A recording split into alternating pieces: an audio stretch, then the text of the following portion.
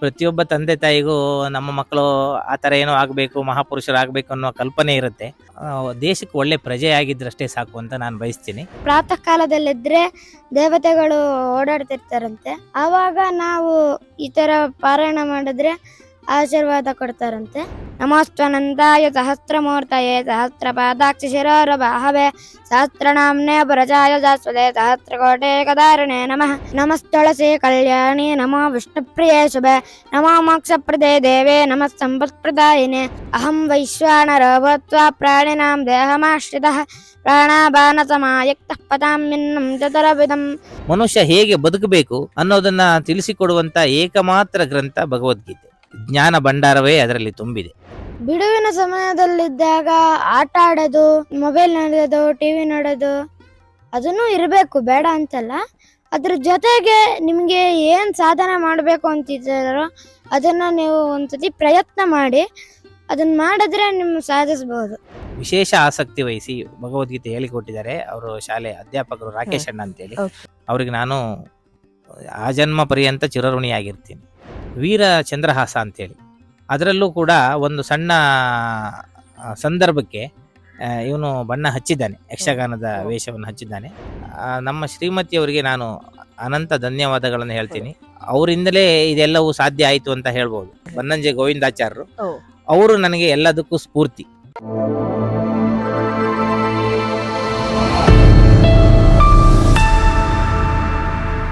ನಮಸ್ತೆ, ನಾನು ಶ್ವೇತಾ.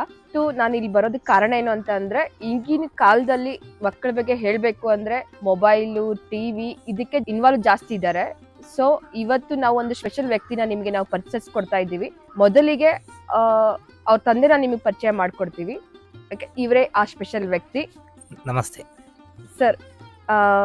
ಇವತ್ತು ಈಗಿನ ಕಾಲದಲ್ಲಿ ನೋಡ್ಬೇಕು ಅಂತಂದ್ರೆ ಎಲ್ಲಾ ಮಕ್ಕಳಿಗೂ ನಾವು ಹೇಳ್ಬೇಕು ಅಂತಂದ್ರೆ ಮೊಬೈಲು, ಟಿವಿ, ಆಟ, ಮೇನ್ ಆಗಿ ತಂದೆ ತಾಯಿಗೆ ಮೇನ್ ಆಗಿ ಅವ್ರು ಓದಿದ್ರೆ ಸಾಕು ಅಂತ ನಾವು ಹೇಳ್ತೀವಿ. ನಿಮ್ ಮಗು ಇವತ್ತಿ 9 ವರ್ಷದ ಮಗು ಹೇಳ್ಬೇಕು ಅಂತ ಅಂದ್ರೆ, ಚಿಕ್ಕ ವಯಸ್ಸಿಂದನೂ ನೀವು ಅದನ್ನೊಂದು ಆಧ್ಯಾತ್ಮಕದ ಬಗ್ಗೆ ಕಲಿಸಿದ್ದೀರಾ. ಸೊ ಅದು ನಮ್ಗೆ ಖುಷಿ ಇದೆ. ನಿಮ್ ಮಗು ಹೇಗೆ ಅದಕ್ಕೆ ಕಲಿಯಕ್ ಸಾಧ್ಯವೋ ಆಯ್ತು ಇಲ್ಲಿ ತನಕ.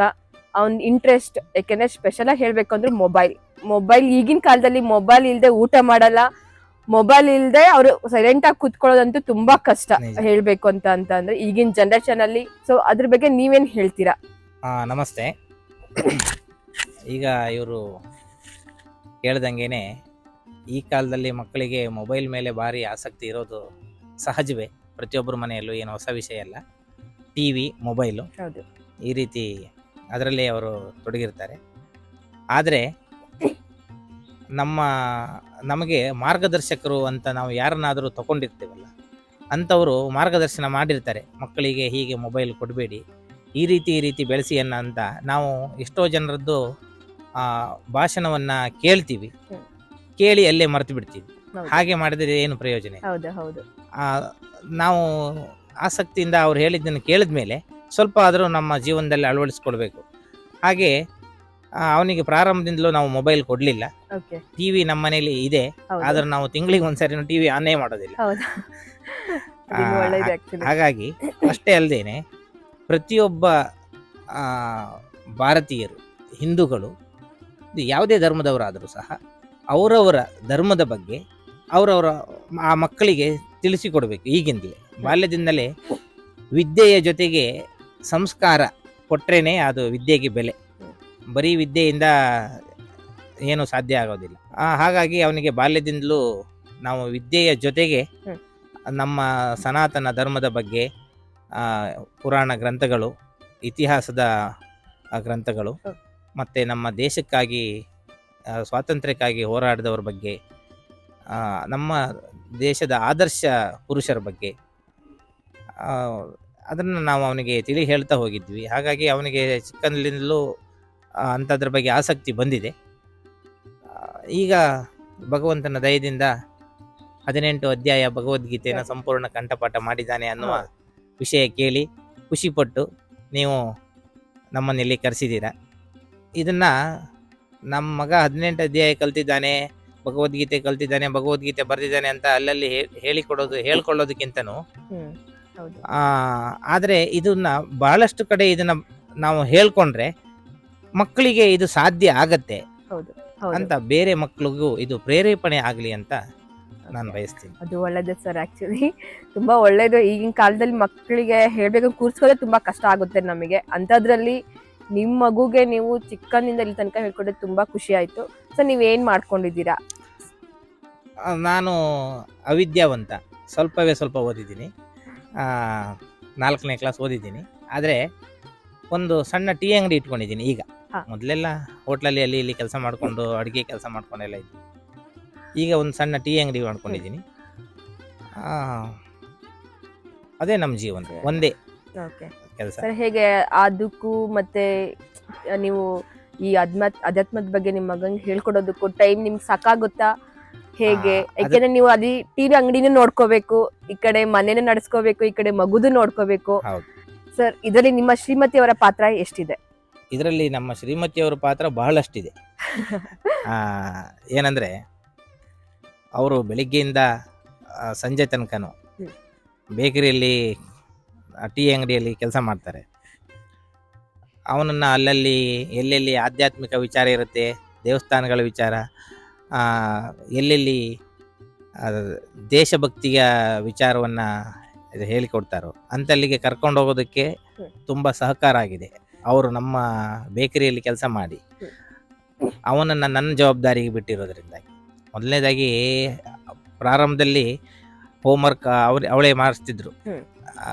ಅವನಿಗೆ ಅವನು ಕೇಳ್ತಿರ್ಲಿಲ್ಲ, ಗಂಡು ಮಗ ಅಲ್ವಾ, ಸ್ವಲ್ಪ ಬಹಳ ತರಲೆ ನೋಡ್ಕೊಂಡ್ರೆ ಗಂಡ್ ಮಕ್ಳು ತಾಯಿನ ಜಾಸ್ತಿ ಅಟ್ಯಾಚ್ ಆಗಿರ್ತಾರೆ ಅಂತ ಅಟ್ಯಾಚ್ಮೆಂಟ್ ಇದೆ. ಆದ್ರೆ ಸಲಿಗೆ ಜಾಸ್ತಿ ಆಗ್ಬಿಟ್ರೆ ಹೇಳಿದ್ ಕೇಳೋದಿಲ್ಲ. ಅವಳಿಗೆ ಅವಳು ಹೊಡೆಯೋದಿಲ್ಲ, ಬಡಿಯೋದಿಲ್ಲ, ಬೈಯೋದಿಲ್ಲ, ಏನು ಮಾಡೋದಿಲ್ಲ. ಈಗಿನ ಗಂಡು ಮಕ್ಕಳಿಗೆ ದಂಡಂ ದಶಗುಣಂ ಇದ್ರೇನೆ ಕೆಲಸ. ಮಕ್ಕಳು ಹೆಣ್ಮಕ್ಳು ಅಂತ ಏನು ಇವಾಗ ಡಿಫ್ರೆನ್ಸ್ ಇಲ್ಲ, ಎಲ್ಲಾ ಮಕ್ಕಳು ಒಂದೇ ತರ ಅಂತ ಆಗ್ಬಿಟ್ಟಿದೆ ಇವಾಗ. ಸೊ ಗಂಡ್ ಮಕ್ಕಳನ್ನ ಎಷ್ಟು ನಾವು ಕಂಟ್ರೋಲ್ ಮಾಡ್ಬೇಕಾ, ಹೆಣ್ಮಕ್ಳನ್ನ ಅಷ್ಟೇ ಕಂಟ್ರೋಲ್ ಮಾಡಕ್ ಆಗಿದೆ. ಅದರಲ್ಲಿ ವಿಚಾರ ಬೇರೆ ಬೇರೆ ಇದೆ. ಹೌದು. ಇವನ್ಗೆ ಶಾಲೆಯಿಂದ ಬಂದು ಹೋಮ್ವರ್ಕ್ ಮಾಡಿಸೋದಾಗ್ಲಿ, ಅದನ್ನ ನಮ್ಮ ಶಾಲೆಯಲ್ಲಿ ಪ್ರಮುಖವಾಗಿ ಜಾಸ್ತಿ ಹೋಮ್ವರ್ಕ್ ಕೊಡೋದಿಲ್ಲ, ಸ್ವಲ್ಪ ಕೊಡ್ತಾರೆ. ಮತ್ತೆ ಹಾಗಾಗಿ ಬೇರೆ ಬೇರೆ ವಿಚಾರಗಳ ಬಗ್ಗೆ ನಮಗೆ ಗಮನ ಕೊಡೋದಕ್ಕೂ ಸಾಧ್ಯ ಆಯಿತು. ಮೊದಲನೇದಾಗಿ ನೀವು ಕೇಳಿದ ಪ್ರಶ್ನೆಗೆ ನಾನು ಪೂರ್ತಿ ಉತ್ತರ ಕೊಡ್ತೀನಿ. ನಮ್ಮ ಶ್ರೀಮತಿಯವರಿಗೆ ನಾನು ಅನಂತ ಧನ್ಯವಾದಗಳನ್ನು ಹೇಳ್ತೀನಿ. ಅವರಿಂದಲೇ ಇದೆಲ್ಲವೂ ಸಾಧ್ಯ ಆಯಿತು ಅಂತ ಹೇಳ್ಬೋದು. ಯಾಕಂದ್ರೆ ಇಲ್ದಿದ್ರೆ ನೀವು ಹೇಳಿದಾಗೆ ನಾವು ಬರೀ ಅಂಗಡಿಯಲ್ಲಿ ಬೆಳಗಿಂದ ಸಂಜೆ ತನಕ ಇದ್ದಿದ್ರೆ ಮತ್ತೆ ಮಕ್ಕಳು ಏನ್ ಮಾಡ್ತಾರೆ ಅಂತ ನೋಡೋದಕ್ಕೆ, ಗಮನ ಕೊಡೋದಕ್ಕೆ ಸಾಧ್ಯ ಆಗ್ತಿರ್ಲಿಲ್ಲ. ದೇಹ ದಣಿದಿದ್ದರಿಂದಾಗಿ ಸಹಜವಾಗಿ ನಮಗೆ ವಿಶ್ರಾಂತಿ ಬೇಕು ಅನಿಸ್ತಿತ್ತು. ಆದರೆ ಹಾಗೇನು ನಮ್ಮ ದೇಹಕ್ಕೆ ದಣಿವು ಆಗುವಂತೆ ಮಾಡಲಿಲ್ಲ ನಮ್ಮ ಶ್ರೀಮತಿಯವರು. ಅವರಿಗೆ ಮೊದಲನೇದಾಗಿ ಧನ್ಯವಾದಗಳು. ಹಾಗೆ ಇವನಿಗೆ ನಾವು ಬೇರೆ ಬೇರೆ ಕಡೆ, ಮನೆ ಒಳಗಡೆಯೂ ಮನೆ ಹೊರಗಡೆಯೂ ವಿಚಾರಗಳನ್ನು ಹೇಳ್ಕೊಡೋದಕ್ಕೆ ಸಮಯ ಸಾಕಷ್ಟು ಸಿಗೋದಕ್ಕೆ ಕಾರಣ ನಮ್ಮ ಶ್ರೀಮತಿಯವರು. ನಿಮ್ಗೆ ಇಷ್ಟೊಂದು ಸಪೋರ್ಟ್ ಮಾಡ್ತಿದ್ದಾರೆ, ಅದೇ ತುಂಬಾ ಖುಷಿ ಆಗುತ್ತೆ.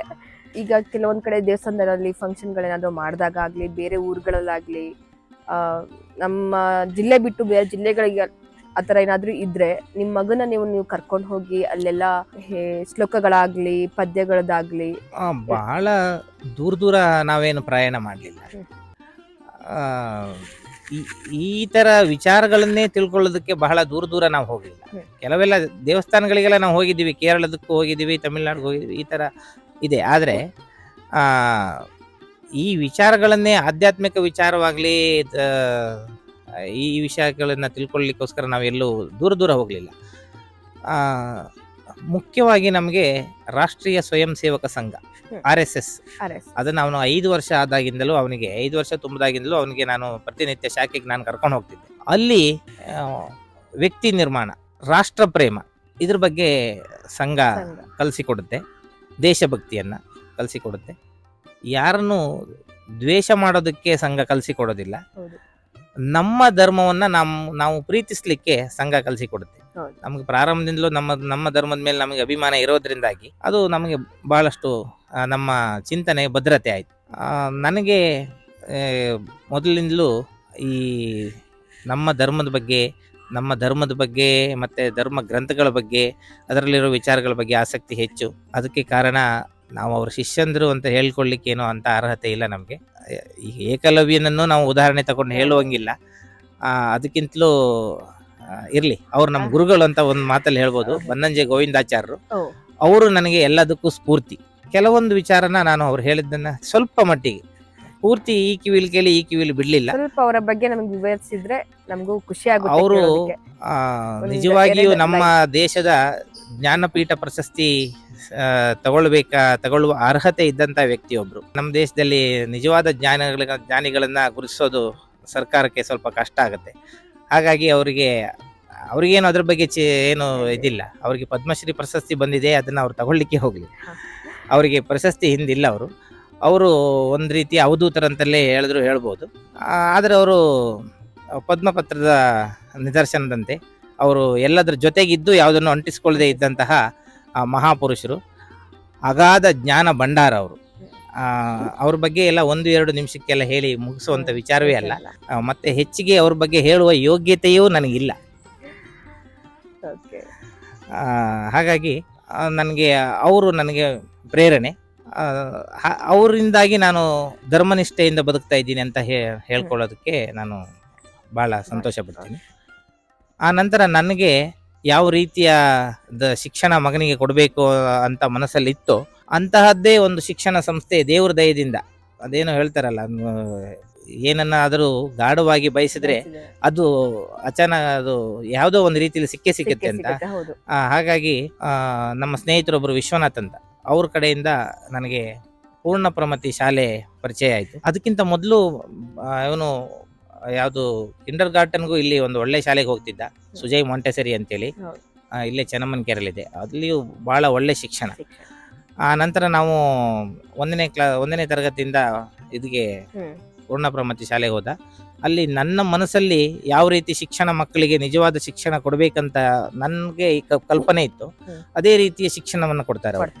ಪಾಠ ಪುಸ್ತಕದಲ್ಲಿರುವ ಶಿಕ್ಷಣದ ಜೊತೆಗೆ ಧರ್ಮ ಮತ್ತೆ ದೇಶಭಕ್ತಿ, ನಮ್ಮ ದೇಶಕ್ಕೆ ನಾವು ಏನನ್ನ ಕೊಡಬಹುದು, ಸುಮ್ಮನೆ ನಾವು ದೇಶದಲ್ಲಿ ಹುಟ್ಟುತ್ತೀವಿ, ಆಮೇಲೆ ದೇಶದಿಂದ ಪ್ರಕೃತಿಯಿಂದ ನಾವು ಏನಾದರೂ ಬಯಸ್ತೀವಿ ಹೊರತು ಪ್ರತಿಯಾಗಿ ನಾವು ಏನನ್ನ ಕೊಡಬಹುದು ಅನ್ನೋದನ್ನ ಆ ಶಿಕ್ಷಣ ಸಂಸ್ಥೆಯವರು ಚೆನ್ನಾಗಿ ಮಕ್ಕಳಿಗೆ ತಿಳಿಸ್ತಾರೆ.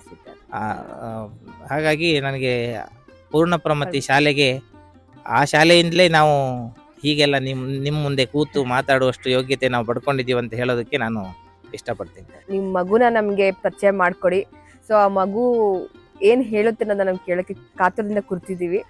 ಸಂತೋಷ. ನಮೋಸ್ತನಂದಾಯ ಸಹಸ್ರಮೂರ್ತಯೇ ಸಹಸ್ರಪಾದಾಕ್ಷ ಶಿರೋರಭಾಹವೇ ಸಹಸ್ರನಾಮ್ನೇ ಪರಜಾಯ ಜಾಸ್ವದೆ ಸಹಸ್ರಕೋಟೆ ಕದಾರಣೆ ನಮಃ. ನಮಸ್ತೆ ಪುಟ, ನಿನ್ನ ಹೆಸರೇನು? ನನ್ನ ಹೆಸರು ಅದ್ವೈತ್ ಅಂತ. ಯಾವ ಶಾಲೆಯಲ್ಲಿ ಓದ್ತಿದ್ಯಾ? ಯಾವ ತರಗತಿಲಿ ಓದ್ತಿದ್ಯಾ? ನಾನು ಪೂರ್ಣ ಪ್ರಮತಿ ಶಾಲೆಯಲ್ಲಿ ಓದ್ತಿದ್ದೀನಿ. ನಾನು 4ನೇ ತರಗತಿ. ಇವಾಗ ನಿಮ್ಮ ತಂದೆ, ನಿನ್ ಬರೋಕ್ಕಿಂತ ಮುಂಚೆ ನಿಮ್ಮ ತಂದೆ ನಾವು ಕೇಳಿದ್ವಿ, ನಿಮ್ಮ ಬಗ್ಗೆ ತುಂಬಾ ಹೆಮ್ಮೆಯಿಂದಾನೇ ಅವ್ರು ಹೇಳ್ತಾ ಇದ್ರು. ಸೊ ಇದರಲ್ಲಿ ನೀನು ಕಲ್ತಿರೋದು ಭಗವದ್ಗೀತೆಗಳ ಬಗ್ಗೆ ಆಗಲಿ, ಶ್ಲೋಕಗಳಿಗಾಗಲಿ, ನಿಮ್ಮ ತಂದೆ ಹೇಳ್ಕೊಡೋ ರೀತಿಗಳಿಗಾಗಲಿ ನಿನಗೆ ಏನು ಅನಿಸುತ್ತೆ? ನನಗೆ ನಾನು ಕಲ್ತಿರೋದು ಒಂಥರ ಖುಷಿ. ಅದಕ್ಕೆ ನಮ್ಮ ಅಪ್ಪನೂ ಸಪೋರ್ಟ್ ಮಾಡಿ ಮನೆಯಲ್ಲಿ ನನಗಂತಾನೆ ಎಲ್ಲ ವ್ಯವಸ್ಥೆ ಮಾಡಿ ನನಗೆ ತುಂಬ ಅನುಕೂಲ ಮಾಡಿಕೊಟ್ರು. ಅದಕ್ಕಾಗಿ ನನಗೆ ಸ್ವಲ್ಪ ಇಂಟ್ರೆಸ್ಟ್ ಬಂತು ಅದ್ರ ಮೇಲೆ. ಅದಕ್ಕೆ ನನಗೆ ಇಂಟ್ರೆಸ್ಟ್ ಬಂದಿದ್ದಕ್ಕೆ ನಾನು ತುಂಬ ಬೇಗ ಕಲ್ತ್ಕೊಂಡೆ. ಆಮೇಲೆ ನನಗೆ ಈ ಥರ ನಮ್ಮ ಗುರುಗಳು ನನಗೆ ಪರೀಕ್ಷೆ ಕೊಡಿಸ್ತೇನೆ ಅಂತ ನನಗೆ ಖುಷಿ ಆಯಿತು. ಅದಕ್ಕೆ ಇನ್ನೂ ಬೇಗನೆ ಕಲ್ತ್ಬಿಟ್ಟು ನಾನು ಒಪ್ಪಿಸ್ಬೇಕು ಅಂತ ನಾನು ಬೇಗನೆ ಕಲ್ತೆ. ಇವಾಗ ತಾನೇ ನಿಮ್ಮ ತಂದೆ ಹೇಳಿದ್ರು ಭಗವದ್ಗೀತೆಯಲ್ಲಿ ನನ್ನ ಮಗ ಬೇರೆ ಬೇರೆ ಭಾಷೆಗಳಲ್ಲಿ ಬರ್ದಿದ್ದಾರೆ ಅಂತ ಹೇಳಿ. ಸೊ ನೀನ್ ಯಾವ ಭಾಷೆಯಲ್ಲಿ ಬರ್ದಿದ್ಯಾ? ಬರ್ದ್ಬಿಟ್ಟು ನಿನ್ಗೆ ಏನ್ ಅನಿಸ್ತು? ಹೇಗೆ ಅನಿಸ್ತು? ನನಗೆ ನಾನು 2 ಸತಿ ಸಂಸ್ಕೃತದಲ್ಲಿ ಬರ್ದಿದ್ದೀನಿ, 1 ಸತಿ ಇಂಗ್ಲಿಷಲ್ಲಿ ಬರ್ದಿದ್ದೀನಿ, ಇನ್ನೊಂದು ಸತಿ ಕನ್ನಡದಲ್ಲಿ ಬರ್ದಿದ್ದೀನಿ. ತುಂಬಾ ಖುಷಿ ಆಗುತ್ತೆ ಕೇಳಿ. ತುಂಬಾ ಖುಷಿ ಆಗತ್ತೆ ನನಗೆ. ನನ್ನ ಮನಸ್ಸಲ್ಲಿ ದೇವರೇ ಬಂದು ಬರ್ಸ್ದಂಗಾಯ್ತು. ಓಕೆ, ಹಿಂಗ ಅನ್ಸಲ್ವಾ ನಾನು ಆಟ ಆಡ್ಬೇಕು, ನಾನು ಎಲ್ಲರ ತರ ಮೊಬೈಲ್ ನೋಡ್ಬೇಕು, ಫ್ರೆಂಡ್ಸ್ ಜೊತೆ ಎಲ್ಲ ಇಲ್ಲ, ಓಡಾಡ್ಬೇಕು, ನನಗೆ- ಅದು ತಿನ್ಬೇಕು ಇದು ತಿನ್ಬೇಕು. ಬೋರಿಂಗ್ ಆದ್ರೆ ನಾನು ಇದನ್ನೇ ಮಾಡೋದು. ಹಾ. ನನಗೆ ಆಟ ಆಡಕ್ಕೆ ಅಷ್ಟೊಂದು ಒಳ್ಳೆ ಪರಿಸ್ಥಿತಿ ಇರ್ಲಿಲ್ಲ. ಹಾ. ನನ್ನ ಪರೀಕ್ಷೆ ಈ ತರ ಸಮಯ ಇತ್ತು. ಇವಾಗ್ಲೂ ಆಟ ಆಡಲ್ಲ, ಯಾಕಂದ್ರೆ ಆ ಹುಡುಗರು ನನ್ಗೆ ಸೆಟ್ ಆಗಲ್ಲ. ಮೊಬೈಲ್ ನೋಡ್ಬೇಕು ಅಂತ ಅನ್ಸಲ್ವಾ? ಇಲ್ಲ. ವೆರಿ ಗುಡ್, ಖುಷಿ ಆಗುತ್ತೆ. ಸ್ವಲ್ಪ ನಮ್ಗೆ ಈ ಭಗವದ್ಗೀತೆ ಆಗ್ಲಿ, ದೆನ್ ಶ್ಲೋಕಗಳಲ್ಲಾಗ್ಲಿ, ಒಂದು ಶ್ಲೋಕ ಪದ್ಯಗಳಲ್ಲಾಗ್ಲಿ ಒಂದು ಪದ್ಯನ ನೀನ್ ಹೇಳ್ತೀಯಾ? ಹಾ. ಸೊ ಎಲ್ಲ ಮಕ್ಕಳಿಗೂ ನೀನೊಂಥರ ಸ್ಫೂರ್ತಿ ಆಗಿದ್ಯಾ ಇವಾಗ ಈಗಿನ ಕಾಲದಲ್ಲಿ. ಸೊ ಸ್ವಲ್ಪ ಒಂದು ಲೈನ್ ಒಂದು ಹೇಳಿದ್ರೆ ಖುಷಿ ಆಗುತ್ತೆ. ಯತ್ರ ಯೋಗೇಶ್ವರ ಕೃಷ್ಣ ಯತ್ರ ಪಾರ್ಥೋ ಧನುರ್ಧರಃ ತತ್ರ ಶ್ರೇರ್ವಿಜಯ ಭೂತರ್ಧ್ರುವ ನೀತಿರ್ಮತಿರ್ಮಮ ಕರ್ಮಣ್ಯೇವಾಧಿಕಾರಸ್ತೆ ಮಾ ಫಲೇಶ ಕದಾಚನ ಮಾ ಕರ್ಮಫಲ ಹೇತುರ್ಭೋರ್ಮಾ ತೇ ಸಂಗೋತ್ಸು ಕರ್ಮಣಿ ಯೋಗಶ್ಚಕ್ರು ಕರ್ಮಾಣಿ ಸಂಗಂ ತ್ಯಕ್ತ್ವಾ ಧನಂಜಯ ಸಿದ್ಧಸಿದ್ಧೋತ್ತಮ ಭೂತ್ವಾ ತಮತ್ವಂ ಯೋಗಬುಧ್ಯತೆ ದೂರೇಣ ಹ್ಯಪರಂ ಕರ್ಮ ಬುದ್ಧಿಯೋಗಾದ್ ಧನಂಜಯ ಬುದ್ಧೋ ಶರಣಮನ್ವಿಚ್ಛ ಕೃಪಣಃ ಫಲಹೇತವಃ ಬುದ್ಧಿಯುಕ್ತೋ ಜಹಾತೀಹ ಬುಭೇದ ಕೃತದುಷ್ಕೃತೆ ತಸ್ಮಾದ್ಯೋಗಾದ್ಯುಜ್ಯಸ್ವ ಯೋಗಃ ಕರ್ಮತು ಕೌಶಲಂ. ತುಂಬಾ ಖುಷಿ ಆಯ್ತು. ನಿಮ್ ತಂದೆ ಹೇಳ್ದಾಗೆ ನೀವು ಉಡುಪಿ ಪೇಜಾವರ ಶ್ರೀಗಳನ್ನ ಭೇಟಿ ಆಗಿದ್ದೀರಾ ಅಂತ ಗೊತ್ತಾಯ್ತು. ನಿನಗೆ ಹೇಗೆ ಅನಿಸ್ತು ಅವ್ರನ್ನ ಭೇಟಿಯಾಗಿ? ಅವ್ರ ಮಂತ್ರಾಕ್ಷತೆ ತಗೊಂಡು ನಂಗೆ ತುಂಬಾ ಖುಷಿ ಆಯ್ತು. ಹಾ. ಮತ್ತೆ ಸ್ವಾಮಿಗಳು ಪರೀಕ್ಷೆ ಕೊಟ್ರೆ ಈ ತರ ಕೊಡ್ಬೇಕು ಅಂತ ಅಂದಿದ್ದಕ್ಕೆ ನನ್ಗೆ ತುಂಬಾ ಖುಷಿ ಆಯ್ತು. So, ಇದಕ್ಕೆ ನಮ್ ಗುರುಗಳಿಗೂ ಧನ್ಯವಾದ ಹೇಳ್ಬೇಕು, ಅವ್ರು ಕರ್ಕೊಂಡು ಹೋಗಿದ್ದು. ಮತ್ತೆ ನಮ್ಮ ಅಪ್ಪಂಗೂ ಕೂಡ. ನಿಮ್ ಗುರುಗಳ ಹೆಸರು ನಾನು ತಿಳ್ಕೊಬಹುದಾ? ನನ್ ಗುರುಗಳ ಹೆಸರು ರಾಕೇಶ್ ಅಣ್ಣ ಅಂತ. ಹಾ. ನಾವು 2 ಲೈನ್ ಅವ್ರ ಬಗ್ಗೆ, ಒಂದೇ 1 ಲೈನ್ ಅಥವಾ 2 ಲೈನ್? ನಾನು ನಾನು 3ನೇ ತರಗತಿಲಿ ಬಂದಿದ್ದು. ಹ್ಮ್. ಮತ್ತೆ ಆವಾಗ ಅವರು ಭಗವದ್ಗೀತೆ ಪಾಠ ಶುರು ಮಾಡಿದ್ರು. 20 ಶ್ಲೋಕ ಫಸ್ಟ್ ಅಲ್ಲಿ ಮಾಡಿದ್ರು. ಆಮೇಲೆ ಇದನ್ನ ಕಲ್ತ್ಕೊಂಡ್ ಬನ್ನಿ ಅಂದ ತಕ್ಷಣ ಎಲ್ರು 5, 10 ಈ ತರ ಕಲ್ತ್ಕೊಂಡ್ಬಂದ್ರ. ಅದಕ್ಕೆ ನಮ್ಮಪ್ಪ ತುಂಬಾ ಸ್ಟ್ರೆಸ್ ಕೊಟ್ಟು 20 ಶ್ಲೋಕನ ಕಲ್ಸ್ಬಿಟ್ರು. ಅಲ್ಲಿಂದ ಟಾಪ್ ಆಗಿ ನಿನ್ಗೆ ಇಂಟ್ರೆಸ್ಟ್ ಇದೆ, ನಾನು ಈ ವರ್ಷನ ಪರೀಕ್ಷೆ ಕೊಡ್ತೀನಿ ಅಂದ್ಬಿಟ್ಟು ತುಂಬಾ ನನ್ ಮೇಲೆ ಆಸಕ್ತಿ ಇಟ್ಟು ಆಮೇಲೆ ಅವರು ಚೆನ್ನೈಗೆ ಹೋಗಿ, ಅವರು ಚೆನ್ನೈಯಲ್ಲಿ ಚಾತುರ್ಮಾಸ ಕೂತಿದ್ರು, ಅಲ್ಲಿ ಹೋಗಿ ಅವ್ರಿಗೆ ಒಪ್ಸ್ಬಿಟ್ಟು ಬಂದಿತ್ತು. ಹೌದಾ? ನಿನಗೆ ಭಗವದ್ಗೀತೆನ ಯಾಕೆ ಓದ್ಬೇಕು ಅಂತ ಅನ್ನಿಸ್ತು? ಭಗವದ್ಗೀತೆಯಲ್ಲಿ ನಾವ್ ಯಾವ ತರ ಇರ್ಬೇಕು ಆ ತರದ್ದೆಲ್ಲ ಇದೆ.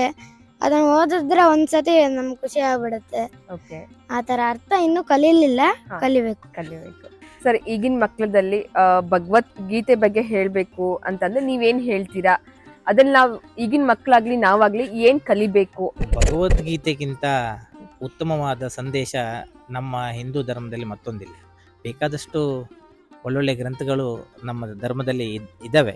ಏನಂದ್ರೆ ಮಹಾಭಾರತಕ್ಕಿಂತ ದೊಡ್ಡ ಗ್ರಂಥ ಇಲ್ಲ ಅಂತ ಒಂದು ಮಾತಿದೆ. ಅದನ್ನ ಸಂಸ್ಕೃತದಲ್ಲಿ ಹೇಳ್ತಾರೆ, ನನಗೆ ಹೇಳಲಿಕ್ಕೆ ಬರೋದಿಲ್ಲ. ಮಹಾಭಾರತದ ಸಾರವೇ ಭಗವದ್ಗೀತೆ. ನಮ್ಮ ಜೀವನದ ಶೈಲಿ ಹೇಗಿರಬೇಕು, ಮನುಷ್ಯ ಹೇಗೆ ಬದುಕಬೇಕು ಅನ್ನೋದನ್ನ ತಿಳಿಸಿಕೊಡುವಂತ ಏಕಮಾತ್ರ ಗ್ರಂಥ ಭಗವದ್ಗೀತೆ. ಇದನ್ನ ಕೆಲವೊಬ್ಬರು ಮಾತ್ರ ಅಲ್ಲ, ಇದು ಯಾವ ಜನರಿಗೆ, ಯಾವ ವರ್ಗದವರು ಓದಬೇಕು, ಯಾವ ಧರ್ಮದವರು ಓದಬೇಕು, ಯಾವುದೂ ಇಲ್ಲ. ಇದನ್ನ ಪ್ರತಿಯೊಬ್ಬ ಮನುಷ್ಯನು ಓದಿ ತಿಳ್ಕೊಳ್ಬೇಕಾದಂತಹ ವಿಚಾರ ಇದು. ಅದರಲ್ಲಿ ನಾವು ಇಲ್ಲಿ ಏನನ್ನ ಅದ್ರ ಬಗ್ಗೆ ಹೇಳಲಿಕ್ಕೆ ಸಾಧ್ಯವೇ ಇಲ್ಲ. ಅಷ್ಟು ಅಗಾಧವಾದ ಜ್ಞಾನ ಭಂಡಾರವೇ ಅದರಲ್ಲಿ ತುಂಬಿದೆ. ಹಾಗಾಗಿ ಇದನ್ನ ಒಂದು ಸಾರಿ ಓದಿದ್ರೆ ಮತ್ತೆ ಮತ್ತೆ ಓದುವ ಆಸಕ್ತಿ ಖಂಡಿತ ಬರುತ್ತೆ. ಪ್ರತಿಯೊಬ್ಬರು ಇದನ್ನ ಒಮ್ಮೆ ಪ್ರಯತ್ನ ಮಾಡಿ ನೋಡಿ.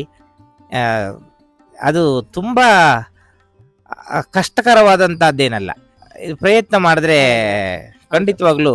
ಯಾಕಂದ್ರೆ ನಮಗೆ ಸಂಸ್ಕೃತ ಅನ್ನುವ ಭಾಷೆಯೇ ನಮಗೆ ಗೊತ್ತೇ ಇರಲಿಲ್ಲ. ಆದ್ರೆ 1ನೇ ಕ್ಲಾಸಲ್ಲೇ ಅವನು ಮುಂದೆ 3-4 ಅಧ್ಯಾಯ ಅವನು ಕಲ್ತ್ಕೊಂಡಿದ್ದ. ಅವಾಗಿನ್ನು ಅವನಿಗೆ 5.5 ವರ್ಷಕ್ಕೆ, ಅವನಿಗೆ 1ನೇ ಕ್ಲಾಸಿಗೆ ಬೇಗನೆ ಸೇರಿಸಿದ್ದು. 5.5 ವರ್ಷಕ್ಕೇನೆ ನಾನು ಸೇರಿಸಿದ್ದೆ. 6.5 ವರ್ಷದ ಒಳಗಡೆನೆ ಅವನು ಒಂದು 3 ಅಧ್ಯಾಯ ಕಂಪ್ಲೀಟ್ ಮಾಡಿ 4ನೇದು ಅಧ್ಯಾಯ ಶುರು ಮಾಡಿದ್ದ. ಮತ್ತೆ 5ನೇ ವಯಸ್ಸಲ್ಲಿ ಹನುಮಾನ್ ಚಾಲೀಸ್ ಎಲ್ಲ ಪೂರ್ತಿ ಕಂಠಪಾಠ ಮಾಡಿ ಹೇಳಿದ್ದ. ಮತ್ತೆ ಶಾಲೆಗಳಲ್ಲಿ ಈ ಶ್ಲೋಕಗಳ ಕಂಠಪಾಠ ಕಲ್ತ್ಕೊಬನ್ನಿ, ಇದನ್ನೆಲ್ಲ ಬಹಳ ಬೇಗ ಕಲಿಯೋನು. ಸ್ವಲ್ಪ ಮಾಡರ್ನ್ ಎಜುಕೇಶನ್ ಅಲ್ಲಿ ಸ್ವಲ್ಪ ಹಿಂದೆ ಇದೀವಿ ನಾವು. ಧರ್ಮದ ವಿಚಾರದಲ್ಲಿ ಸ್ವಲ್ಪ ಬಹಳ ಮುಂದೆ ಇದೀವಿ ಅಂತ ಹೇಳ್ಕೊಳ್ಬಹುದು. ಓಕೆ. ಪುಟ, ನಿಮ್ಗೆ ಭಗವದ್ಗೀತೆ ಕಲಿಬೇಕಾದ್ರೆ ನಿಮ್ಗೆ ಕಷ್ಟ ಅನಿಸ್ಲಿಲ್ವಾ? ನಂಗೆ ಕೆಲವೊಂದು ವರ್ಡ್ಗಳು ಸಂಸ್ಕೃತದಲ್ಲಿ ಇರುತ್ತೆ. ಸೊ ನಾವು ನಾರ್ಮಲ್ ಆಗಿ ಕನ್ನಡ ಮಾತಾಡ್ತೀವಿ, ಸಂಸ್ಕೃತ ಆದ್ರೆ ಸ್ವಲ್ಪ ಕಷ್ಟ ಅನ್ಸುತ್ತೆ. ನಿಂಗೆ ಆ ಟೈಮಲ್ಲಿ ಕಷ್ಟ ಅನಿಸ್ಲಿಲ್ವಾ ಶ್ಲೋಕಗಳು ಹೇಳ್ಬೇಕಾದ್ರೆ? ನಾವು ಶ್ಲೋಕಗಳು ಕಲಿಯೋಕ್ಕಿಂತ ಮುಂಚೆನೆ ನಮಗೆ ಕಳ್ಸಿದ್ರು ಯಾವ ತರ ಸಂಸ್ಕೃತ ಓದ್ಬೇಕು, ಆ ಅಕ್ಷರ ಏನು ಅಂತ ಮೊದ್ಲೇ ಕಳ್ಸಿದ್ರು. ಅದಕ್ಕೆ ನಮ್ಗೆ ಓದಕ್ ತುಂಬಾ ಏನು ಕಷ್ಟ ಆಗ್ಲಿ. ಓಕೆ. ಗೀತೆಗಳನ್ನ ಕಲ್ತಿದ್ಯಾ ಅಂತ ಅಂದ್ರೆ ಗೀತೆಗಳಲ್ಲಿ ಎಷ್ಟು ಅಧ್ಯಾಯಗಳಿವೆ? ಗೀತೆಗಳಲ್ಲಿ 18 ಅಧ್ಯಾಯ ಇದೆ. ಸೊ ನೀನ್ ಅದನ್ನ ಡೈಲಿ ಮುಂಜಾನೆ ನೀನು ಅದನ್ನ ಹೇಳ್ತೀಯಾ ಅಥವಾ ಹೇಗೆ? ಬೇಗ ಬೇಗ ಸ್ಕೂಲಿಗೆ ರೆಡಿಯಾಗಿ ಹೋಗ್ಬೇಕು ಅಂತ ಏನಾದ್ರು ಹೋಗ್ಬಿಡ್ತೀಯಾ? 8 ಗಂಟೆಗೆ ನಮ್ ಸ್ಕೂಲ್ ಇರುತ್ತೆ. ಅದಕ್ಕಿಂತ ಮುಂಚೆ ನಾನು 6 ಅಧ್ಯಾಯ ಮಾಡ್ತೀನಿ. ಸ್ಕೂಲಿಂದ ಬಂದ್ಮೇಲೆ ಎಲ್ಲ ಫ್ರೆಶ್ ಅಪ್ ಆಗಿ ಮತ್ತೆ ಇನ್ನೂ 6 ಅಧ್ಯಾಯ ಮಾಡ್ತೀನಿ. ಆಮೇಲೆ ಸಂಜೆ ಎಲ್ಲ ರಾತ್ರಿ ಆಮೇಲೆ ಇನ್ನೂ 6 ಅಧ್ಯಾಯ ಮುಗಿತ್ಯಾ? ನಿಂಗೆ ಕಷ್ಟ ಅನ್ಸಲ್ವಾ? ಇಲ್ಲಿಗೂ ಇದನ್ನು ಕಲಿಬೇಕು, ನಾನು ಸ್ಕೂಲ್ದು ಕಲಿಬೇಕು, ಅದನ್ನು ಓದ್ಬೇಕು, ಟೈಮ್ ಇರುತ್ತೆ. ಓಕೆ. ಇಲ್ಲಿ ತನಕ ನೀನು ಎಷ್ಟು ಇದ್ರಲ್ಲಿ ಪರೀಕ್ಷೆಗಳನ್ನ ಬರ್ದಿದ್ಯಾ? ನಾನು ಪೇಜಾವರ ಶ್ರೀಗಳಿಗೆ ಮೊದಲು ಕೊಟ್ಟೆ. ಆವಾಗ ನಮ್ಮ ವಿದ್ವಾಂಸರು ಈ ತರ ಅವ್ರಿಗೆಲ್ಲ ಫಸ್ಟ್ ಕೊಟ್ಟೆ. ಆಮೇಲೆ ಅವರೆಲ್ಲ ಓಕೆ ಇವನು ಕೊಡ್ಬೋದು ಅಂತ ಹೇಳಿದ್ಮೇಲೆ ನಾನು ಮೇಲೋದೆ. ಸೊ ಅಲ್ಲಿಂದ ಬಂದ್ಮೇಲೆ ನಾವು ಉಡುಪಿಗೆ ಹೋಗಿ ಪುತ್ತಿಗೆ ಶ್ರೀಗಳು ನಾನು 4 ಸತಿ ಬರ್ದಿದ್ನಲ್ಲ, ಅದು ಪುತ್ತಿಗೆ ಶ್ರೀಗಳೇ ಮಾಡಿದ್ದು ಕೋಟಿಗೀತ ಲೇಖನ ಯಜ್ಞ ಅಂತ. ಅದನ್ನ ನಾನು 4 ಸತಿ ಬರ್ದಿದ್ದೆ. ಬೆಳಗ್ಗೆ ನೀನ್ ಎದ್ದ ತಕ್ಷಣ ದಿನ ಹೇಗೆ ಪ್ರಾರಂಭ ಆಗುತ್ತೆ? ನಾನು ಇವಾಗ 5 ಗಂಟೆಗೆ ಒಂದು ಕ್ಲಾಸ್ ಇಟ್ಟಿದ್ದಾರೆ ಬೆಳಿಗ್ಗೆ. ಅದರಲ್ಲಿ ಮಂಗಳಾಷ್ಟಕ, ಪಾರಾಯಣ, ಸುಭಾಷಿತ, ಪಂಚಾಂಗ ಇದನ್ನೆಲ್ಲ ಹೇಳಿಸ್ತಾರೆ. ಆಮೇಲೆ ಅಲ್ಲಿಂದ ನನ್ನ ದಿನಚರಿ ಶುರು ಆಗುತ್ತೆ. ಅವ್ರು ಹೇಳ್ತಾರೆ ಬೆಳಿಗ್ಗೆ ಈ ಪ್ರಾತಃ ಕಾಲದಲ್ಲಿದ್ರೆ ದೇವತೆಗಳು ಓಡಾಡ್ತಿರ್ತಾರಂತೆ. ಆವಾಗ ನಾವು ಈ ತರ ಪಾರಾಯಣ ಮಾಡಿದ್ರೆ ಆಶೀರ್ವಾದ ಕೊಡ್ತಾರಂತೆ ದೇವ್ರು. ಅದಕ್ಕೆ ನಾನು ಅದನ್ನ ಮಾಡ್ತೀನಿ. ಬೆಳಿಗ್ಗೆ ಎದ್ದ ತಕ್ಷಣ ಕರಾಗ್ರೆ ವಸತೆ ಲಕ್ಷ್ಮೀ, ಕರ ಮಧ್ಯೆ ಸರಸ್ವತಿ, ಕರ ಮೂಲ ಸ್ಥಿತೆ ಗೌರೇ ಪ್ರಭಾತೆ, ಕರದರ್ಶನಂ ಸಮುದ್ರವದನೆ ದೇವೇ ಪರ್ವತ ಸ್ಥಳ ಮಂಡಲೆ ವಿಷ್ಣುಪತ್ನಿ ನಮಸ್ತಭ್ಯಂ ಸ್ಪಾದಸ್ಪರ್ಶಂ ಕ್ಷಮಶ್ರಮೆ ಕೌಸಲ್ಯಾ ಸುಪ್ರಜಾ ರಾಮ ಪೂರ್ವಾ ಸಂಧ್ಯಾ ಪ್ರವರ್ತದೆ ಉತ್ತಷ್ಠ ನರಸಾರ್ದೋಲಾ ಕರ್ತವ್ಯಂ ದೈವಮಾನಿಕಂ. ಇದು ಬೆಳಿಗ್ಗೆ ಎದ್ದ ತಕ್ಷಣ ನಾನು ಹೇಳ್ತೀನಿ. ಆಮೇಲೆ ದೇವ್ರ ಪೂಜೆ ಮಾಡುವಾಗ ನಮೋಸ್ತ್ವನಂತಾಯ ಸಹಸ್ರಮೂರ್ತಯೇ ಸಹಸ್ರಪಾದಾಕ್ಷಿ ಶಿರೋರಭಾಹವೇ ಸಹಸ್ರನಾಮ್ನೇ ಪುರಜಾಯ ಜಾಸ್ವದೇ ಸಹಸ್ರಕೋಟೆ ಕದಾರಣೆ ನಮಃ. ಸರ್ವಮಂಗಳ ಮಾಂಗಲ್ಯೇ ಶಿವೆ ಸರ್ವಾರ್ಥಸಾಧಿಕೆ ಶರಣ್ಯೇ ತ್ರ್ಯಂಬಕೆ ಗೌರೇ ನಾರಾಯಣೇ ನಮೋಸ್ತುತೆ. ನಾನು ತುಳಸಿಗೆ ನೀರು ಹಾಕುವಾಗ ನಮಸ್ತುಳಸಿ ಕಲ್ಯಾಣಿ ನಮೋ ವಿಷ್ಣುಪ್ರಿಯೇ ಶುಭೆ ನಮೋ ಮೋಕ್ಷಪ್ರದೇ ದೇವೇ ನಮಃ ಸಂಪತ್ಪ್ರದಾಯಿನೇ ತುಳಸೇಷ್ಟೇ ದಗೆ ಜವೆ ಪಾಪಹಾರಿಣಿ ಪುಣ್ಯದೆ ನಮಸ್ತೆ ನಾರದ ಮನೆ ನಾರಾಯಣೇ ಮನಪ್ರಿಯೆ ತುಳಸೇ ಕಾನನಂ ಯತ್ರ ಯತ್ರ ಪದ್ಮವನ ನಿಜ ವಸಂತೆ ವೈಷ್ಣವ ಯತ್ರ ತತ್ರ ಸನ್ನಿಹಿತ ಹರಿ. ಆಮೇಲೆ ಸೂರ್ಯಂಗೆ ಹೇಳುವ ಶ್ಲೋಕ ಉದಯ ಬ್ರಹ್ಮರೂಪಯಂ ಮಧ್ಯಾಹ್ನ ತಮಹೇಶ್ವರಃ ಅಸ್ತಮಾನ ತ್ವಯಂ ವಿಷ್ಣುಸ್ತ್ರಯೇ ಮೂರ್ತಿರ್ದಿವಾಕರಃ. ಆಮೇಲೆ ಅಶ್ವತ್ಥ ವೃಕ್ಷ ಕೇಳೋದು ಮೂಲತಃ ಬ್ರಹ್ಮರೂಪಾಯ ಮಧ್ಯತಃ ವಿಷ್ಣುರೂಪಿಣೆ ಅಗ್ರದ ಶಿವರೂಪಾಯ ವೃಕ್ಷರಾಜಾಯತೆ ನಮಃ.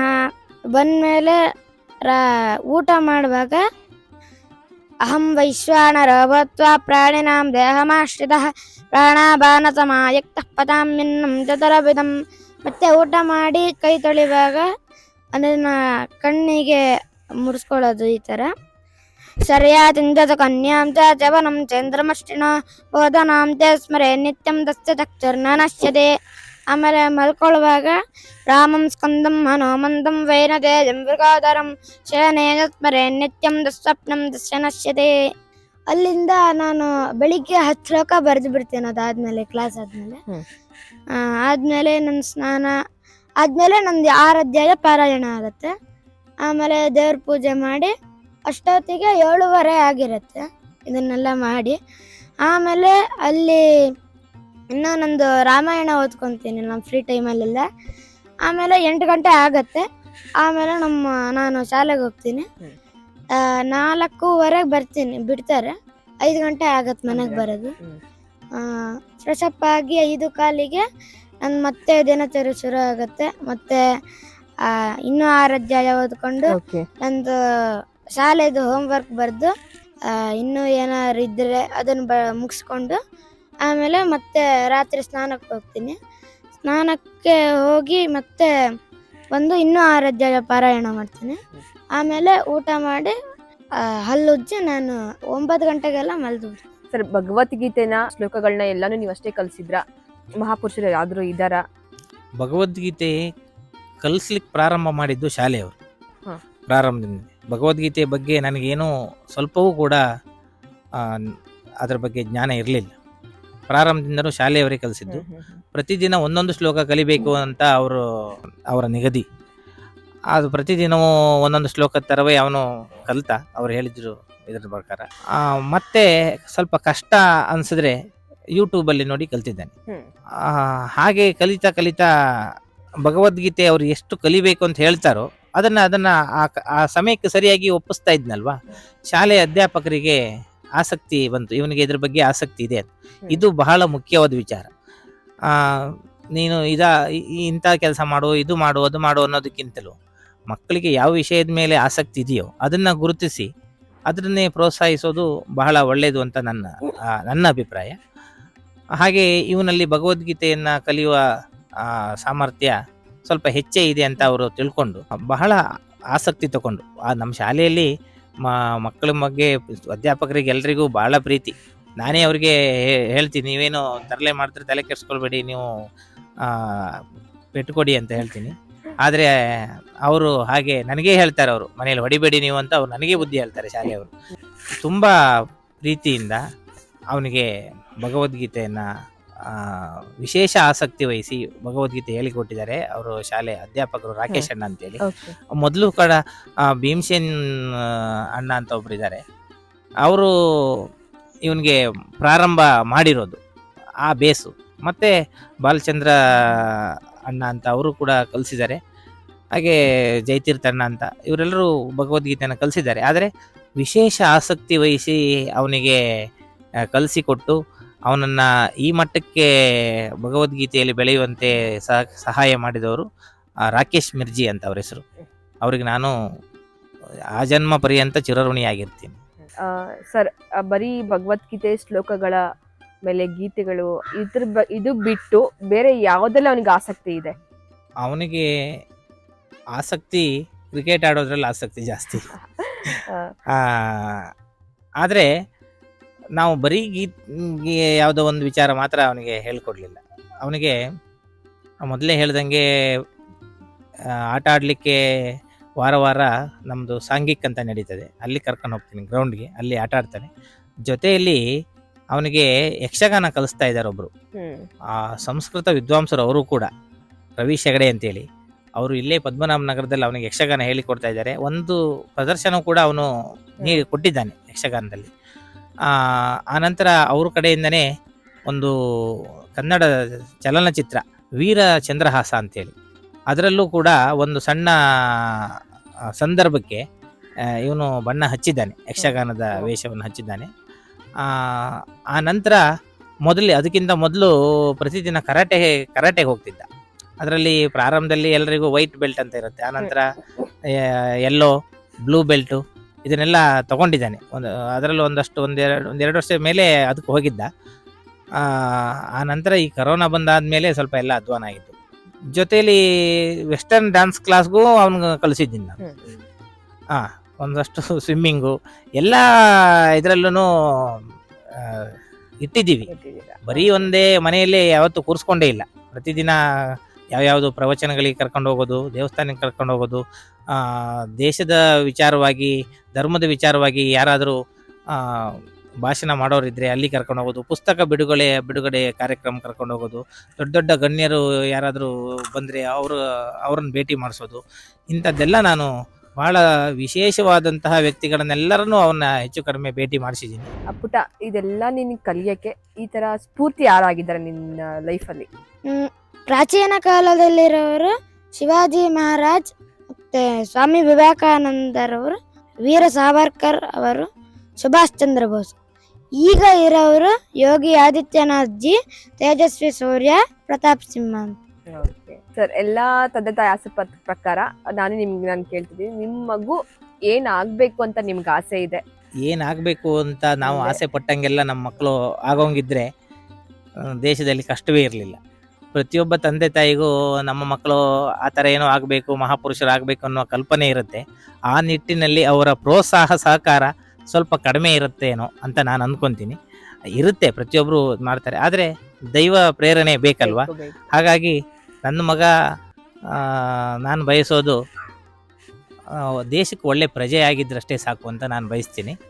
ನೀವು ಅವನಿಗೆ ಕೇಳಿ ಸೂಕ್ತ ಅಂತ ನಾನು ಅಂದ್ಕೊತೀನಿ. ಓಕೆ. ಪುಟ, ನಿನಗೆ ಮುಂದೆ ಏನಾಗ್ಬೇಕು ಅಂತ ಆಸೆ ಇದೆ? ಇಂಜಿನಿಯರು, ಡಾಕ್ಟ್ರು ಅಂತ ಎಲ್ಲ ಇರುತ್ತೆ. ಸೊ ನಿನಗೆ ಏನಾಗ್ಬೇಕು ಅಂತ ಇರುತ್ತೆ? ನನಗೆ ಏನಾಗ್ತೀನಿ ಅಂತ ನನಗೆ ಗೊತ್ತಿಲ್ಲ. ಒಟ್ಟಿನಲ್ಲಿ ನಾನು ದೇಶದ ಒಳ್ಳೆ ಪ್ರಜೆ ಆಗ್ತೀನಿ. ನಾನು ಏನು ಮಾಡ್ತೀನಿ ಅಂತ ದೇವ್ರಿಗೆ ಗೊತ್ತು. ಆ ದೇವರು ಏನು ಅನ್ಕೊಂತಾನೋ ಅದನ್ನು ನಾನು ಮಾಡ್ತೀನಿ. ಆದರೆ ನಾನು ದೇಶದ ಒಳ್ಳೆ ಪ್ರಜೆ ಆಗ್ತೀನಿ. ಸರ್, ಹಿಂದೂ ಸನಾತನದ ಬಗ್ಗೆ ನಿಮ್ಗೆ ಯಾಕೆ ಇಷ್ಟ ಆಸಕ್ತಿ? ನಮ್ಮ ಧರ್ಮದ ವಿಶೇಷತೆ ಏನಂದ್ರೆ ಸರ್ವೇ ಜನ ಸುಖಿನೋ ಭವಂತು ಅಂತ, ಲೋಕ ಸಮಸ್ತ ಸುಖಿನೋ ಭವಂತು ಅಂತ. ನಾವು ಎಲ್ಲರನ್ನೂ, ಪ್ರಪಂಚದ ಪ್ರಾಣಿ ಪಕ್ಷಿಗಳು ಸಹ ಸುಖವಾಗಿರಲಿ ಅಂತೇಳಿ ಬಯಸುವವರು ನಾವು. ನಮ್ಮ ಧರ್ಮದಲ್ಲಿ ಇರೋದೇ ಆ ಥರ. ಹಾಗಾಗಿ ಏನು, ನೀನು ನಮ್ಮ ಧರ್ಮ ಸೇರಲಿಲ್ಲ ಅಂದರೆ ನಿನಗೆ ಕೊಲೆ ಮಾಡ್ತೀನಿ, ಇಂಥವ್ರನ್ನೇ ನೀನು ಪೂಜೆ ಮಾಡಬೇಕು, ಹೀಗೆ ಇರಬೇಕು, ಹಾಗೆ ಇರಬೇಕು ಅಂತ ಯಾವುದೇ ನಿರ್ಬಂಧಗಳು ನಮ್ಮ ಧರ್ಮದಲ್ಲಿಲ್ಲ. ನೀನು ಸ್ವತಂತ್ರನಾಗಿರು, ನಿನಗೆ ಹೇಗೆ ಪೂಜೆ ಮಾಡಬೇಕು ಅಂತ ಅನಿಸುತ್ತೋ ಹಾಗೇ ದೇವ್ರನ್ನ ನೋಡು.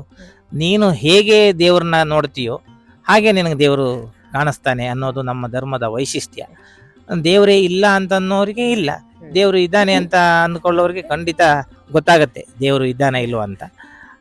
ಅದಕ್ಕೆ ನಮ್ಮ ಧರ್ಮದ ಮೇಲೆ ನಮಗೆ ಆಸಕ್ತಿ ಹೆಚ್ಚು. ಯಾಕೆ ಅಂತ ಕೇಳಿದ್ರೆ ಅದಕ್ಕೆ 1,000 ಉದಾಹರಣೆ ಕೊಡ್ಬೋದು. ಹಾಗಾಗಿ ಅಷ್ಟು ಅದ್ಭುತವಾದ ಧರ್ಮ ನಮ್ಮದು.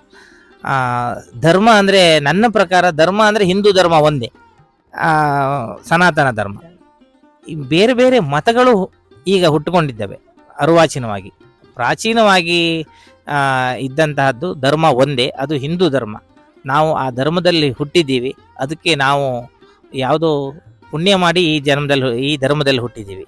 ಹಾಗಾಗಿ ಆ ಧರ್ಮಕ್ಕೆ ಪ್ರತಿಯಾಗಿ ಏನಾದರೂ ಮಾಡೋದಾದರೆ, ನಮ್ಮ ಧರ್ಮದ ಉಳಿವಿಗಾಗಿ ನಾವೇನಾದರೂ ಹೀಗೆ ಮಕ್ಕಳು ನಮ್ಮ ನಂತರದವರಿಗೆ ನಾವು ಇದನ್ನ ಕಲಿಸಿಕೊಡ್ಲೇಬೇಕಾದಂಥದ್ದು ನಮ್ಮ ಧರ್ಮದ ವಿಶೇಷತೆ. ಪುಟ, ಈಗಿನ ಮಕ್ಕಳಿಗೆ ನೀನ್ ಏನ್ ಸಂದೇಶ ಕೊಡ್ಬೇಕು ಅಂತಿದ್ಯಾ? ಬಿಡುವಿನ ಸಮಯದಲ್ಲಿದ್ದಾಗ ಆಟ ಆಡೋದು, ಮೊಬೈಲ್ ನೋಡೋದು, ಟಿವಿ ನೋಡೋದು ಅದನ್ನು ಇರಬೇಕು, ಬೇಡ ಅಂತಲ್ಲ. ಅದ್ರ ಜೊತೆಗೆ ನಿಮಗೆ ಏನು ಸಾಧನೆ ಮಾಡಬೇಕು ಅಂತಿದ್ದಾರೋ ಅದನ್ನು ನೀವು ಒಂದ್ಸತಿ ಪ್ರಯತ್ನ ಮಾಡಿ. ಅದನ್ನು ಮಾಡಿದ್ರೆ ನಿಮ್ಮ ಸಾಧಿಸ್ಬೋದು. ನೀವು ನಿಮ್ಮ ಆಸಕ್ತಿ ವಿಚಾರವನ್ನು ಶ್ರದ್ಧಾಭಕ್ತಿ ಇಟ್ಟರೆ ನಿಮಗೆ ಏನು ಬಯಕೆ ಐತೆ ಅದನ್ನು ನೀವು ಮುಂದೆ ಸಾಧಿಸ್ಬೋದು. ಸರ್, ಈಗಿನ ಪೋಷಕರಿಗೆ ಮಕ್ಕಳಿಗೆ ಏನು ಹೇಳಬೇಕು ಅಂತ ಅನಿಸುತ್ತೆ ನಿಮಗೆ? ಹೇಳೋದಕ್ಕೆ ಬಹಳಷ್ಟಿದೆ, ಆದರೆ ಸಂಕ್ಷಿಪ್ತವಾಗಿ ಹೇಳಬೇಕಂದ್ರೆ, ಪ್ರತಿಯೊಬ್ಬ ತಂದೆ ತಾಯಿಗೂ ಮಕ್ಕಳ ಬಗ್ಗೆ ಹಲವಾರು ಕನಸು ಕಲ್ಪನೆ ಇರುತ್ತೆ. ಬರೀ ಕನಸು ಕಾಣೋದನ್ನು ಬಿಟ್ಟು ಮಕ್ಕಳಿಗೆ ಯಾವ ವಿಚಾರದಲ್ಲಿ ಆಸಕ್ತಿ ಇದೆಯೋ ಅದಕ್ಕೆಲ್ಲವೂ ನೀವು ಸರಿಯಾದ ರೀತಿಯಲ್ಲಿ ಪ್ರೋತ್ಸಾಹ ಕೊಟ್ಟು, ಅವರಿಗೆ ಸಹಕಾರ ಕೊಟ್ಟು, ಅದಕ್ಕೆ ಯಾವ ರೀತಿಯ ವ್ಯವಸ್ಥೆ ಬೇಕೋ ಅದನ್ನು ಮಾಡಿಕೊಟ್ರೆ ಖಂಡಿತವಾಗ್ಲೂ ಮಕ್ಕಳು ನಿಮ್ಮ ಆಸೆಯನ್ನು ನಿರಾಸೆ ಮಾಡಲಿಕ್ಕಿಲ್ಲ. ನಾವು ಮಕ್ಕಳನ್ನು ಹೇಗೆ ಬೆಳೆಸ್ತೀವೋ ಹಾಗೆ ಖಂಡಿತವಾಗ್ಲೂ ನಮ್ಮ ಆಸೆಯನ್ನು ಮಕ್ಕಳು ನಿರಾಸೆ ಮಾಡಲ್ಲ. ಆದರೆ ನಮಗೆ ಸ್ಪಷ್ಟ ಕಲ್ಪನೆ ಇರಬೇಕು ನಮ್ಮ ಮಕ್ಕಳು ಹೇಗೆ ಬೆಳಿಬೇಕು ಅನ್ನೋದು. ಪುಟ, ಕೊನೆಯದಾಗಿ ನೀನು ಹೇಳ್ಬೇಕು ಅನಿಸ್ತಿದೆ?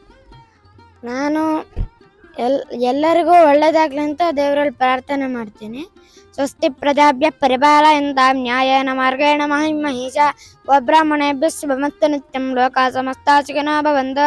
ಕಾಲೇ ವರ್ಷದ ಪರ್ಜನ್ಯಃ ಪೃಥಿವೇ ಸಸ್ಯಜಾಲಿನಿ ದೇಶಾಯಂ ಜೀವರಹಿತಃ ತದ್ಧನಾತ್ಸಂತು ನಿರ್ಭಯಾ ಅಪುತ್ರ ಪುತ್ರಿಣಃ ಪುತ್ರಿಣಃ ಪೌತ್ರಿಣಃ ಅಧನಾತ್ಸಂತು ಜೀವಂತ ಶರದಾಂ ಶತಂ.